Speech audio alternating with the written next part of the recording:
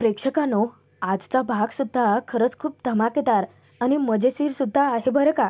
कारण यश कावेरीने अमृताचे दोन्ही डाव हाणून पाडले आहेत आणि शेवटी कावेरीच्या पायाशीच अमृताला यावं लागलंय. पण ठरल्याप्रमाणे माननी दरवेळेसारखं कावेरीची मापच काढली आहेत, तिचा अपमान केलाय. पण त्याकडे दुर्लक्ष करून कावेरीने अमृताला चॅलेंज केलंय. कारण अमृताने शपथ घेतली आहे की अलक्ष्मीची पूजा करून अमृता धर्माधिकारी कुटुंबाच्या विनाशाचं कारण ठरेल. पण कावेरीने सुद्धा तिला चॅलेंज केलंय की तिचा प्रत्येक डाव ती असाच हाणून पाडेल. बघूयात मग आजचा हा मजेशीर भाग. कारण अमृता कावेरीचं तोंड काळं करण्याच्या प्रयत्नात असताना ती स्वतःच्या कर्माने मेले आणि तिचंच तोंड काळं होत तोंड लपवायची वेळ आली. तर आजचा भाग आपण बघणार आहोतच, पण त्यापूर्वी सॉरी, कारण कामानिमित्त तुम्हाला काही दिवस रिव्ह्यू द्यायला अजिबात जमलेले नाही आहेत. पण इथून पुढे तुम्हाला दररोजचे एपिसोड्स आपल्या चॅनलवर नक्की बघायला मिळतील. यश कावेरीने मिळून अमृतावरती जबरदस्त पलटवार केलेला आहे आणि अमृताची आता चांगलीच धांदल उडाली. ती कावेरीला मदत मागते की हे सगळं तुझ्यासोबत झालं होतं ना, मग मलाही सांग ना की तू कोणतं औषध वापरलंस. प्लीज प्लीज कावेरी, मला अगं खूप त्रास होतोय. अमृता चक्क कावेरीसमोरच भीक मागायला लागते. यश कावेरी एकमेकांकडे पाहून तिच्यावरती जोरजोराचे हसायला लागतात. कावेरी ही मुद्दाम तिला टोमणा मारते. अमृता, अगं आम्हालाही थोडी मजा घेऊ देत की. निदान या कारणाने तरी तू पूजेपासून लांब राहशील ना. तेव्हा अमृता वैतागत चवताळतच बोलते की कावेरी, अगं एकतर इथे किती त्रास होतोय, मला इतकं इचिंग होतंय.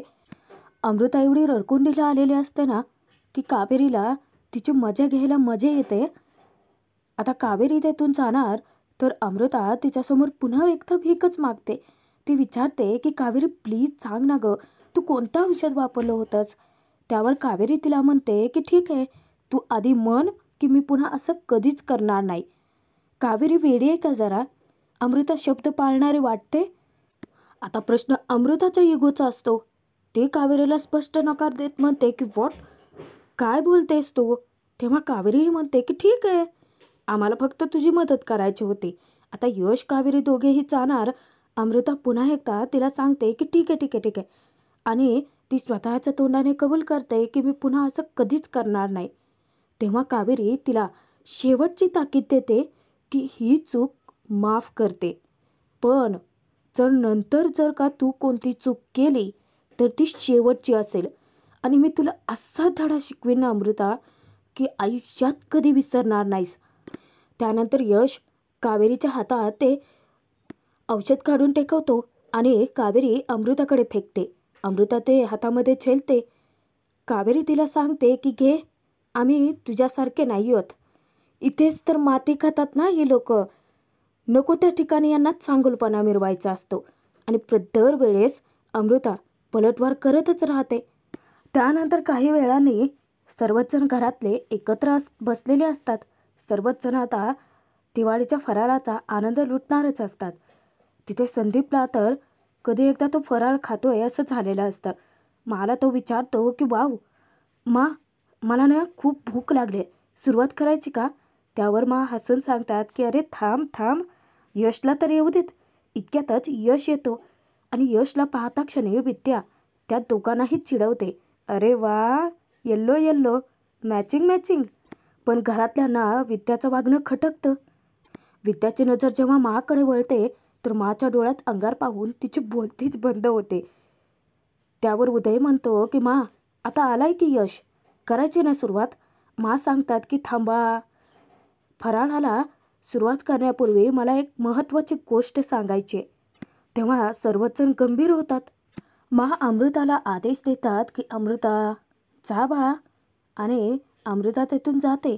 तेव्हा सर्वांनाच आश्चर्य वाटत असतं की माणसं नक्की चाललंय तरी काय. मा यशला आपल्या शेजारी बसायला सांगतात. विद्या आणि कावेरी दोघी नेहमीप्रमाणे तिथेच उभ्या असतात ना. इतक्यातच मा पुन्हा एकदा अमृताला हाक मारतात की ये पटकन. अमृता येता क्षणी तिच्या हातामध्ये ती साडी असते. मा सांगतात की या साडीची खरी मानकरी ही कावेरी आहे, त्यामुळे ही साडी तू कावेरीला दे. कारण ती स्पर्धा जिंकली आहे ना. आता कावेरीचं नाव घेता क्षणी सर्वांच्या थोबाडावर 12 वाजलेल्या असतात. विद्या मुद्दामच अमृताला टोमणे मारते की अमृता वहिनी, अहो देताय ना साडी, का मानाची साडी हातून सुटत नाहीये. त्यावर अमृताला राग येतो. विद्याला ती तात ओठ खात सांगते की देतेच आहे आणि पडलेल्या चेहऱ्याने ती कावेरी समोर जाते. मग इतक्यातच घरात जातात. कावेरीला स्वतः तिला मानाची साडी सोपवावी लागते आणि म्हणूनच तिच्या मनात इतका राग उफाळून येतो. कावेरी तिला जाब विचारते की दुसऱ्याने केलेल्या फराळासाठी मांचं बोलणं खावं लागलं ना. डस्टबिनमध्ये बघितली मी पॅकेट, हेच होतं का मैत्रिणीने दिलेलं गिफ्ट. मुद्दामच कावेरी अमृताचं कौतुक करत सगळ्यांसमोर म्हणते की थँक्यू वा जाऊबाई, तुमच्यामुळेच मिळाली आहे मला ही साडी. आता अमृताला तर कौतुक ऐकवत नसतं, म्हणजे एका अर्थी तिला पचनीच पडत नसतं असं म्हणा. आता ती तेथून जाणार, मुद्दाम कावेरी ती साडी आपल्या खांद्यावरती टाकते आणि तिला विचारते की कशी दिसते हो साडी. आता विद्या पुढे येते आणि आपल्या लाडक्या वहिनीचं, कावेरी वहिनीचं कौतुक करत म्हणते की वाह कावेरी वहिनी, म्हणजे इतकी छान दिसते ना ही साडी, असं वाटतं की ती तुमच्यासाठीच बनली आहे. कावेरीचं कौतुक करण्याच्या नावाखाली विद्या पण आपलं हात साफ करून घेते या. मुद्दामच अमृताला ती टोले लगावते. कावेरीचा आनंद गगनात मावेनासा होतो. ती आनंद साजरा करतच असते, पण मा आहेत ना तिच्या आनंदावर विरजन घालायला. मा येतात, अमृताला सांगतात की माझ्या पहिल्या दिवाळ सणाला यांनी मला दिलेली साडी आहे, म्हणजे खास माझ्यासाठी बनवून घेतली होती बरं का. सोन्याच्या जरकाट असलेली साडी आहे ही आणि आज ही साडी मी तुला देते. अमृता खूप खुश होते आणि बिचारी कावेरीचा चेहराच पडतो. मा विद्याला पाठ घेऊन यायला सांगतात. विद्याचे सुद्धा असते तंतरलेली असते ना आणि पाटावरती बसवून मा अमृताला हळदी कुंकू लावून तिच्या ओटीमध्ये ती साडी टेकवतात. त्यानंतर त्यांचं आहेच ए रे माझ्या मागल्या येऊन कावेरीला मुद्दामच खिजवतात. माझी मोठी सूनच माझी उत्तराधिकारी आहे. माझ्या संस्कारांचा, माझ्या विचारांचा, माझ्या नियमांचा वारसा पुढे चालवणारी ती. घरच्या लक्ष्मीची पूजा म्हणजे फॅन्सी ड्रेस स्पर्धा नव्हे आणि सुनेचा मान हा असा मागून मिळत नाही, तर तो मिळवावा लागतो. तू ही साडी घालून लक्ष्मीपूजन करशीलही, पण माझ्या घरच्या लक्ष्मीची पूजा आधीच झाली आहे. मा चक्क सगळ्यांसमोर कावेरीचा अपमान करत म्हणतात की तुला सुनेचा मान मी कधीच देणार नाही. म्हणजे मा किती विकृत वागतायत ना. न्यायनिवाडा करणाऱ्या मा किती दुजाभाव करतायत, हे का कोणाच्या डोक्यात शिरत नाहीये. इतक्यातच अनुष्का धावत येते आणि सगळ्यांसमोर उभी राहत ती विचारते कसा दिसतोय माझा ड्रेस. तेव्हा सर्वजण तिचं खूप कौतुक करतात. त्यावेळेसच मा तिला जवळ घेत म्हणतात की अरे वा, आपण दोघी मॅचिंग मॅचिंग. त्यावर पुन्हा अमृताच्या थोबाडावर 12 वाजतात. घरातले सगळेच जण खूप खुश असतात आणि तेव्हा विद्या सगळ्यांना सांगते की मा काय झालं, माझ्या जुन्या साडीचा ड्रेस मी अनुष्कासाठी शिवला. मुलांना काटकशीर ही शिकवावी लागते ना. माझ्या माहेरी ना माझे सगळे कपडे मीच शिवायचे, पण इथे आल्यापासून कामामुळे मला ते जमलंच नाही. तेव्हा मा सांगतात की विद्या एक काम कमी कर, पण तुझा जो छंद आहे ना तो जोपासायला पाहिजे.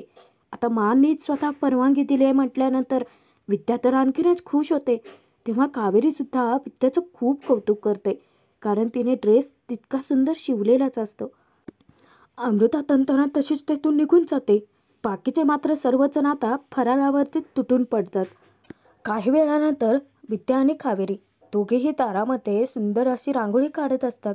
तेव्हा कावेरी परत एकदा विद्याचं तोंड भरून कौतुक करते की खरंच विद्याताई, ड्रेस खूप छान शिवलात बरं का तुम्ही, मला तर खूप आवडला. तेव्हा विद्या सांगते की अहो माझ्या माहेरी ना मी तर काय काय शिवायचे बाप रे. तेव्हा कावेरी सांगते की विद्याताई, अहो तुम्ही ना वेळ काढायला हवाय. तुमचं हे जे शिवणकाम आहे ना ते चालू ठेवा. तेव्हा विद्या या सगळ्याचं क्रेडिट न घेता ती सांगते की कावेरी वहिनी, अहो टॅलेंट काय टॅलेंट, साधं शिवणकाम तर आहे. तेव्हा कावेरी म्हणते की नाही अजिबात असं म्हणायचं नाही. अहो कितीतरी डिझायनर्स हेच काम करतात की.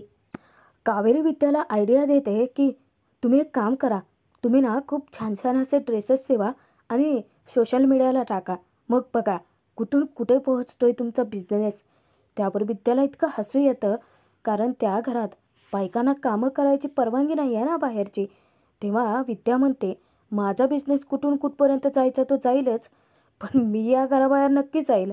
मांना कळलं तर इतक्यातच यश येतो. तेव्हा कावेरी सांगते की लाल रंग संपलाय, मी घेऊन येते. विद्या मुद्दाम त्याला चिडवते की अगो बाई, वहिनी तुम्हाला भेटायला कोण आलंय बघितलं का? रंगच आणायचा आहे ना, मी आणते.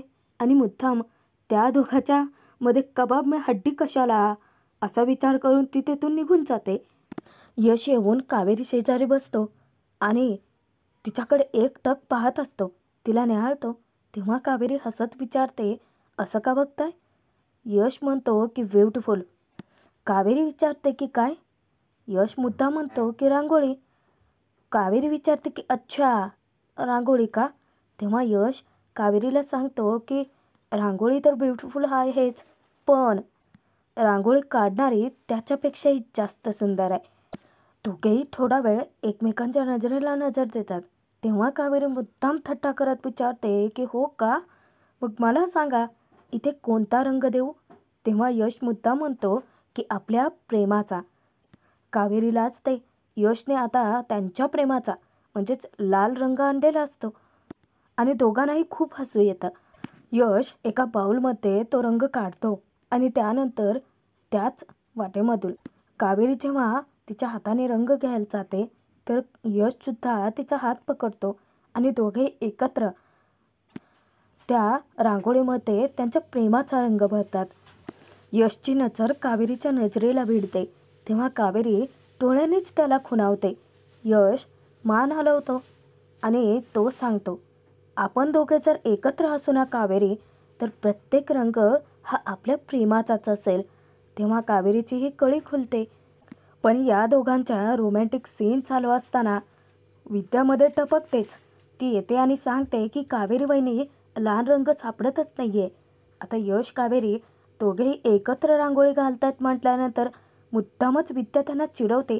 अच्छा लाल रंग इथे तरीच म्हटलं अख्खं घरभर शोधला, कुठे सापडलाच नाही आहे.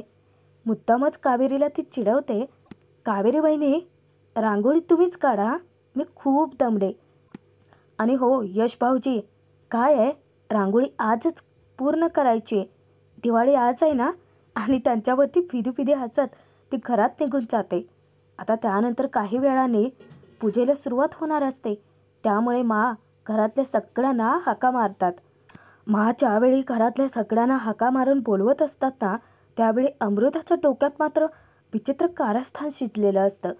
आता उदय यमुना दोघेही अमृताचं कौतुक करतात, ती खूप सुंदर दिसते म्हणून. आता यशही येतो. तेव्हा विचारतात की कावेरी कुठे आहे? पण कावेरीला हाक मारता क्षणी कावेरी समोर उभी येते. तिला पाहता क्षणी यशची तर विकेटच पडते. ज्यावेळी विद्या कावेरीचं कौतुक करते की अरे वा, आज नऊवारी खूप छान दिसते तुम्हाला. त्यावर यशही बोलून जातो की हो ना, किती शोभून दिसते तुम्हाला. आता विद्या मुद्दाम खोकते. यश आपली जीभ चावतो आणि पासून नजर चोरतं. काय बिचारे यशची अवस्था आहे, स्वतःच्या बायकोचं कौतुकही करता येत नाही आहे. ज्यावेळी अमृताला सांगतात की आजच्या पूजेचा मान हा कावेरीचा आहे, तर ते ताट सोपव. तेव्हा मुद्दामच अमृता सगळ्यांची नजर चोरून त्या खापरामध्ये काहीतरी मिक्स करते आणि तसंच ताट ती कावेरीच्या हाती सोपवते. पण मनात मात्र किलमिशे चालूच असतात. खरं तर ना, आजच्या पूजेला ही नको होती मला. माझे सगळे प्रयत्न फसले असतील, पण तरीही मी हार मानणार नाही. अमृता, तुला हार मानायची गरजच नाही आहे, कारण कावेरी तुला कधी जिंकूच देणार नाही आहे. आता पूजेला सुरुवात होते. कावेरी हळदी कुंकू, अक्षता, फुले वाहते. स्वतःच्या कपाळी कंद लावूनही घेते. सर्वांनीच हात सोडलेले असतात. सागरसंगीत पूजा संपन्न करून कावेरी देवयाईसमोर आता आरती फिरवतच असते. तेव्हाच आरती करत असताना अमृताच्या डोक्यात मात्र कपटी विचार चालू असतात ना, की पूजेचा मान जरी तुला मिळाला असला ना कावेरी, तरी आता बघ तू कोणालाही तोंड दाखवायच्या लायकीची उरणारच नाहीयेस. अमृता, तू कर्मानेच मरणार आहे. अमृताने कितीही कपट कारस्थानं केली, नाटकं केली, तरी प्रत्येक डाव कावेरी तिचा हाणूनच पाडणार आहे. आणि फक्त हाणून पाडायचं नाही हा, तर तोच डाव तिच्यावरतीच उलटवणार. कावेरी आरती करून घेते आणि त्यानंतर अमृताच्या मनात विचार चालूच असतात की कधी एकदा कावेरीचा काळा पडलेला चेहरा बघायला मिळतोय असं झालेलं असतं. आणि तो कायमचा आठवणीत राहावा म्हणूनच अमृता कावेरीचा फोटो काढायचा ठरवते. पण घडतं मात्र सगळं उलटच बरं का. कारण कावेरी अमृताचं 2 पावलं पुढे असते. मागे वळून पाहते त्या क्षणी अमृताचं थोबाड पडतंच. ती विचार करते की कावेरीचा चेहरा काळा का नाही झाला. आता कावेरी आनंदाने घरातल्या सगळ्यांना आरती देते. आरती घेऊन आपापले सगळेजण एक एक करत तेथून निघून जातात. आणि त्यानंतर मग कावेरी एक काम करते. यशला ज्या क्षणी ती आरती देते, यश जातो आणि अमृताने जो कापूर त्यामध्ये आधी टाकला होता, तो कापूर कावेरीने आधीच काढून घेतला होता. आणि अमृताला धडा शिकवायचा, तिचाच डाव तिच्यावरती उलटवायचा म्हणूनच कावेरी मुद्दाम आत्ता तो कापूर त्यामध्ये टाकते. आणि मूर्ख अमृता स्वतःच खणलेल्या खड्ड्यात स्वतःच पडते. ज्या क्षणी कावेरी तिला आरती देते, आरती घेते आणि स्वतःच्या थोबाडात काळं होतं. मुद्दामच कावेरी तिला डिवचत म्हणते की हे काय जाऊबाई, तुमचा चेहरा तर काळा झाला. अमृता आरशात वळून पाहते आणि तिला धक्काच बसतो की माझा चेहरा काळा कसा झाला. तो तर कावेरी त्यावर विचारते की तो तर माझा व्हायला हवा होता, नाही का. कावेरी कमरेला खोचलेला रुमाल काढून अमृता पुढे धरत म्हणते की घ्या तुमचा काळा झालेला तुमचा काळा करून घेतलेला चेहरा स्वच्छ करा. इतक्यातच यशही येतो. यश येता क्षणी अमृता आपलं तोंड लपवायला लागते. अमृता, अगं असली कामं करायचीच कशाला, ज्यामुळे स्वतःला तोंड लपवायची वेळ येईल. कावेरी तिच्या चेहऱ्याचा काळा रंग घेते. यशला आणि स्वतःला ती काळा टीट लावते. अमृताला सांगते की आमच्या दोघांच्या संसाराला आणि या घराला कोणाचीही नजर नको रागायला. आणि दोघे एकत्र अमृताला दिवाळीच्या शुभेच्छा देतात. तेही खूप वेगळ्या पद्धतीने. त्यानंतर काही वेळाने अनु ही विद्येच्या मागे लागलेली असते की आई मला अजून एक लाडू हवाय. तेव्हा विद्या ओरडते की अनु, अगं किती लाडू खाणार आहेस. तिला सांगतात की विद्या, अगं दे तिला लाडू. तेव्हा विद्या किचनकडे वळते, पण समोर यमुनाला पाहताच तिच्या हातून त्या पूजेची थाळी खाली पडते. ती विचारते की वंश, हे काय घातलं तुम्ही. तिथेच अमृतासुद्धा टपकते. अमृता मागून इशारा करून ती खूप छान दिसत असल्याचं सांगते. पण असल्या चिडतात ना यमुनावरती. का हिला नको तिथे अति शहाणपणा करायची काय सवय लागली आहे. आता घराचे नियम माहिती असून सुद्धा ती घोडचूक करतेच आणि मानचा पुन्हा एकदा ओरडा खाते. यमुना मोठ्या फुशारक्या मारत आनंदाने विचारते की कशी दिसते मी. त्यावर तिला ओरडतात की मी तुला सांगितलं होतं ना, आपल्या घराचे नियम विसरली आहेस का तू. सणासुदीला आपल्या घरात काळं अजिबात चालत नाही. तुला कळत नाही का. आत्ताच्या आत्ताच जा आणि पटकन कपडे बदलून ये. तेव्हा यमुनाला राग येतो, पण मानचं ओरडणं साहजिकच आहे ना. भाग संपतोय, पुढे बघूयात. यश कावेरी चिकूसोबत असतात आणि चोराचा आवाज होतो. चिकू घाबरवतो. तेव्हा दोघांनाही धक्का बसतो. विचार करतात की आपल्या घरात इतक्या मोठ्या चोराचा फटाकडा कोणीही लावत नाही. तर इकडे अमृताने शपथ घेतली की कावेरी, तू लक्ष्मीची पूजा करून या घराचं रक्षण करायला बघतेस ना, पण आता बघ मी त्याच अलक्ष्मीची पूजा करून या घराच्या विनाशाचं कारण कशी ठरते. तेव्हाच कावेरी तिच्या समोर उभी राहते आणि तिला सडेतोड उत्तर देते की तू जेव्हा जेव्हा असले वाईट विकृत प्रयत्न करशील ना, तेव्हा तेव्हा तुझा प्रत्येक डाव मी असाच हाणून पाडेन अमृता. म्हणजे पुढचे भाग अजून रंगतदार होणार आहेत म्हणायचं.